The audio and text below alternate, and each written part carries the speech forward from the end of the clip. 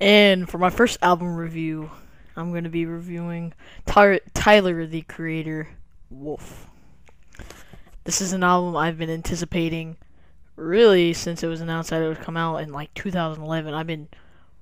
Or 2012, maybe in 2012, but I've been really waiting for this album. And, I've listened to this thing about probably 8 times by now, and I'm impressed, to be honest. This is a very solid album. It's not, it's kind of typical Odd Future, but it's also, the production's a big step ahead than anything they've ever released, in my opinion. I'm going to do a track-by-track review, so it's not just going to be a review of the album, it's going to be a review of every single track on here, and there's 18, so we're in for a long one. First track, the intro, Wolf. I really like the instrumental. I wish it would have just been instrumental with the little outro. I don't really think it was needed for Tyler. Say, I hate you, blah, blah. All that stuff he said in the beginning. I don't think that was really needed. But it was weird, and Tyler, the Creator, is very weird sometimes. So I think that wasn't perfect. I would have much rather preferred an intro similar to the one on Bastard and the one on Goblin, where it's just 5 or 6 minutes of just him going off basically with DR.TC. DR.TC made a short appearance in this, basically welcoming Wolf Haley to Camp Flog Gnaw. Now, I'm not going to get into the whole storyline thing because there's just too many theories going on around. People are making theories left and right. No one really knows for sure what's going on in the album. Basically, some people think it's a prequel to Bastard. Some people think it's the third in the trilogy, like it comes after Goblin. I'm not really sure, to be honest, but I'm not going to get into the storyline. I'm just going to get into the tracks and how I enjoyed them, or if I did enjoy them. Second track, Jamba. This is typical Odd Future stuff, just banging beat, Tyler going off. Haji made an appearance. I think Haji is one of the best verses on this whole album. I really enjoyed his verse. Then the skit I enjoyed. Damo Genesis came on, did the skit. It was pretty humorous. Decent. I can see myself replaying this track. It's not something I skipped over. I enjoyed it the first listen, and it's grew on me a little bit since the first listen. Like I said, I listened to this for a while now. I listened to this the second leak came out. I was really anticipating this stuff, man. I was on Twitter all day. I was on KanyeToThe.com. That's a forum, the Odd Future section, waiting for this leak. And when it finally came, I was very excited. It came at 12 o'clock in the morning on Tuesday. So I was very excited to hear this. Cowboy. Now, this is a song I've been waiting for a while. I remember Tyler talking about this track a while. He said it was basically like Yonkers, except it was I don't know, I forgot exactly what he said, but he said it was like Yonkers. And I'm not gonna lie, I was a little disappointed. I was expecting a lot. I was expecting this to be my favorite track off the album. It was not a bad track by any means, but I was expecting something really special here. And like I said, typical stuff here on this track. I enjoyed the what was it?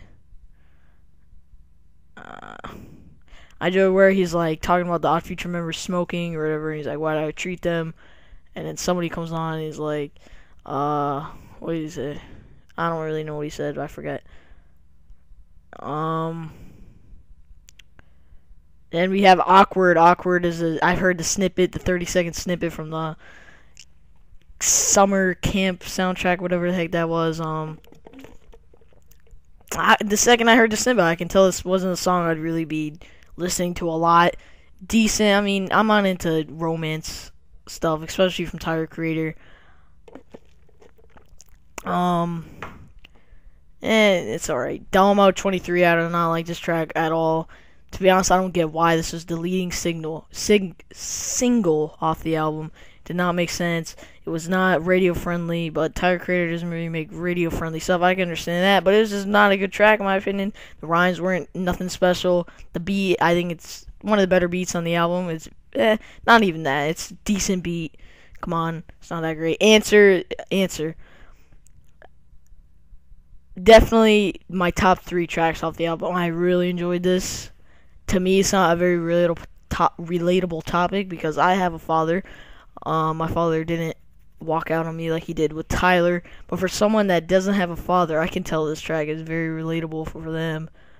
But I just enjoyed it. The rhymes were good. I love the guitar on there or whatever the heck it was. Very good. I liked it. Slater, not a big fan of. It's growing on me a little, but I mean, it's just him talking about riding around on his bike, that kind of thing. Maybe if I'm riding around my bike myself, I'll listen to it. Maybe it's better like that. Tyler said himself on Twitter, this album's better if you ride around on your bike. I'm not a big bike rider, so I don't know how that's going to go down. 48, I really enjoyed this track. Another one of my top 3 tracks. Nas's intro just made it that much better, and the outro with Nas. I wish Nas would have had a verse on here. That would have been really crazy to see Tyler, the Creator, and Nas working together, because that's a pretty odd pairing in my opinion. Colossus, everyone's been calling it a Stan ripoff, and I don't think so. I mean, how many songs do you hear nowadays about money, hoes, my cars, talking about the cars? How many songs, like, do you hear about struggle, I came from nothing, blah, blah, blah? How many songs do you hear about their dad or something like that, like Answer? People are calling it a ripoff, but it's just the same topic of another song. It's not a ripoff at all. It just has the same, it's about the same kind of thing. I think it was decent. One of Tyler's best, I think he has some of his best rhymes on this one. Interesting song. Party Isn't Over / Campfire / Beamer. It puzzles me. Alright, let's get the first part of the song out of the way. Party Isn't Over, I enjoyed. At 4 a.m. in the morning, or at 12 a.m. in the morning, I was very tired when I first heard the leak. This track was weird to me, but now that I listen to it when I'm not tired, it's pretty basic stuff. The party isn't over. Over and over again. It's not my cup of tea. Party isn't over. Campfire, another thing.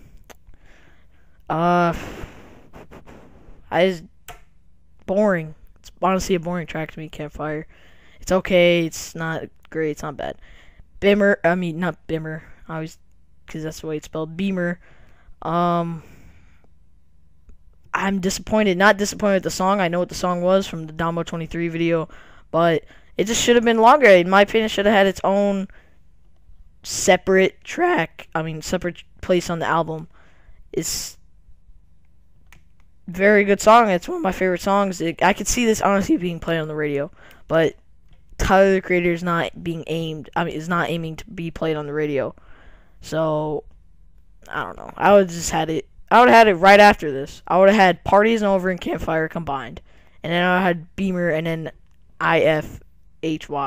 IFHY, like, it's grew on me. The first time I heard it, I wasn't a big fan of it, but now that the video came out, which I'll put in the description if you haven't seen it already, the IFHY video, music video, already up to 1 million views, so that's pretty solid. Very good track. I like Pharrell's part on here. His voice sounds extremely well on this track. Pigs. To be honest, the only part I like on it is where he just says, I got 99 problems and all of them is being happy. That line. I really like that line. And I'm glad it ended the song. Parking Lot. Smushed in between Pigs and Rusty. Parking Lot is. So just when you're listening to this, the first time I listened to this album, I wasn't even paying attention to when Parking Lot was playing, because at this point the album's kind of dragging a little. Parking Lot just made it drag. I'm not a big fan of Parking Lot. Mike G does this thing. I'm not a big fan of Mike G anyway. Tyler has a decent verse on it. Rusty, definitely. Damo Genesis went hard on this, man. He killed it. Like, this is one of the best verses I've ever heard Damo Genesis put together. And Tyler's verse on it was his best on the album, and he's been saying that all along, that this is to be his best on the album, and it really is. Earl Sweatshirt is very disappointing. It almost sounds like his verse was just added on to the last second, just to have his name on the album almost. Very short, nothing special.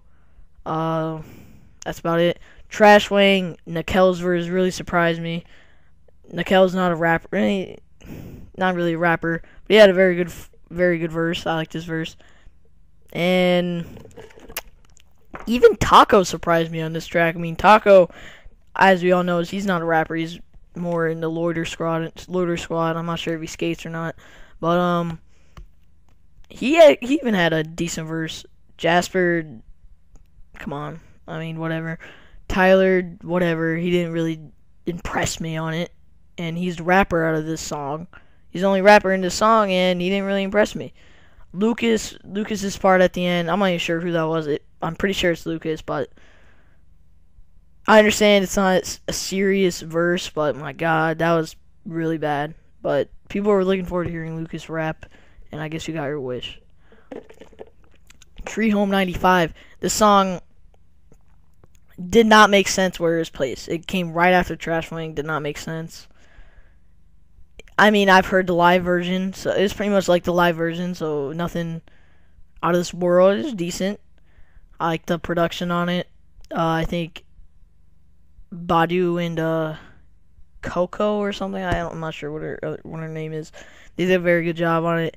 Tamale grew on me. Tamale has grown on me. When I first heard my first listen of this album, I was like, wow, this song is garbage. But after a couple listens, by the fourth or fifth listen, I really have grown to like this track. Tyler goes off on it. I mean, it's typical Tyler stuff, but he does it well. It's kind of stuff their Odd Future fans would like to hear, I guess. But once again, the album placement on this song the song placement on this album is not good when it comes to this. Tamale is right after Tree Home, a serious song, and it comes right before another serious song in Lone. Like, Tamale should have been near the beginning of the album. I could have saw it being like third or fourth, to be honest. I do not understand why Tamale leads into Lone, one of the most serious songs on this whole album. Lone, another one of my top 3 songs on this album. I love the storytelling, the third verse or second verse, the last verse, whatever it was. I'm not sure what number it was. I'm pretty sure it's the third verse. But to me, that's a very relatable topic. For me personally, the last verse is very relatable because I had a grandmother pass. But for the end of the album, it's just like the end of the album. It seems like it ended so weird. Like all of a sudden, he's like, "If I would have seen Sam, I would have killed him." And that's just how it ends. Like it did not end well. DR.TC was barely in this album. He was in the first song and the last song, and he was barely in it. On Goblin, he was in like the first song. He was in it a lot. Last song, he was in it a lot. Golden, he was on the whole track. Golden. Same thing with Bastard. He was on the album a lot. This album, DR.TC was barely on it. I mean, I do not like Goblin, but the thing about Goblin had those signature Tyler tracks, like the opening track, Goblin. That song, I love that song. And the last track, Golden, I love that song. That's a signature Tyler track, in my opinion. This had none of those. Lone should have been like 5 minutes long, and it should have been just him going off like in Golden. Wolf should have been 5 minutes long, and it should have just been him going off like Goblin and Bastard. But it wasn't, and I enjoyed this album. I was